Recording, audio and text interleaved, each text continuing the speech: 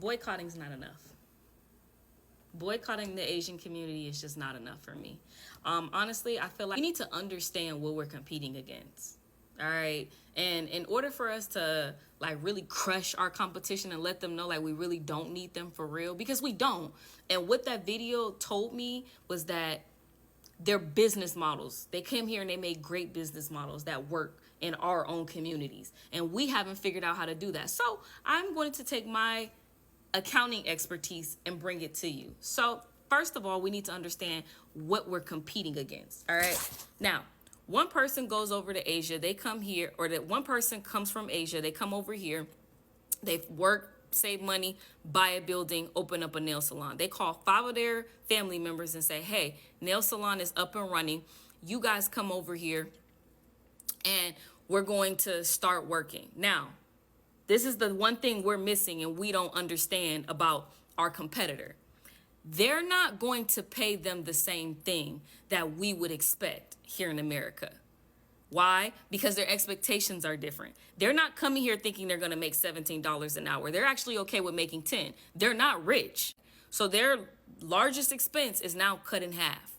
Not only that, but their business model makes sense for our own Black communities, right? And I'll say for the specific communities that one man was talking about, right? He's talking about low income communities. Let's keep it a band.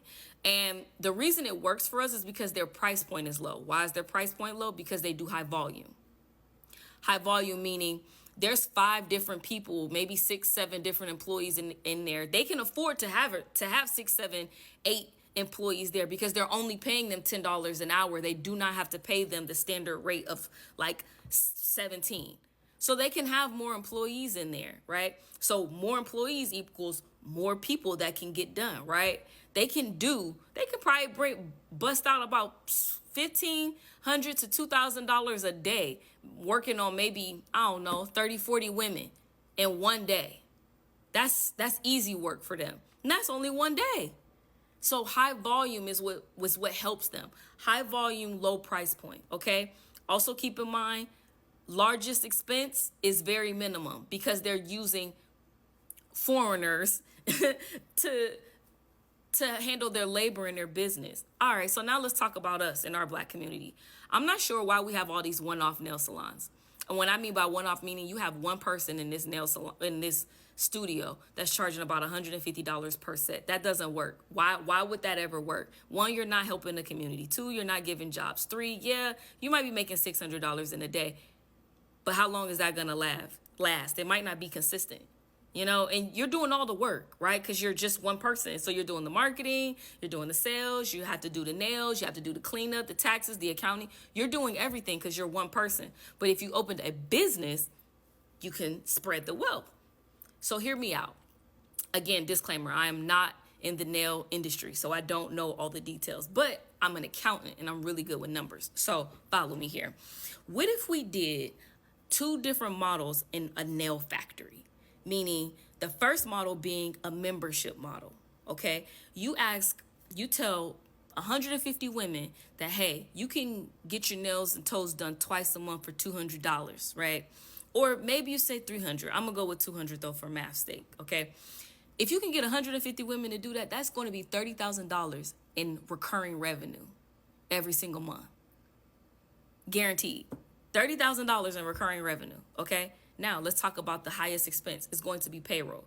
You make it $30,000 in recurring revenue, you can afford to pay somebody $17 an hour. It might cost you about, with 5 employees, that's probably going to cost you about $12,240. That's paying 5 employees, $17 per hour, and they're working about 36 hours per week. That's going to be $12,240. If you add in the taxes and the payroll fees that you're going to have to pay, that's going to be about $16,000, okay? But you just made $30,000. That leaves you with $14,000 left, or 47% of your revenue to pay for other things. And that's just one tier. The second tier is that these nail techs that can build their own clientele, come work in the studio in our building. We take 10%. The other 90 is for you. You think one nail tech, let's say they do $5,000 per month, okay? And that's minimum. They do $5,000 per month. We're going to take 500 of that. You get 10 of those, you done made an extra $5,000. So now instead of $30,000, you just made $35,000. Great business model. Everybody eats. You have your employee, you have your people that want to do their own business. They're keeping 90% of their revenue. Then you have the people that are doing hourly, and you're doing a membership model with them. I want to hear y'all thoughts and what you would think about it, but my goal is to build something sustainable to where we never have to go back to the Asian community. It's not a question of boycotting.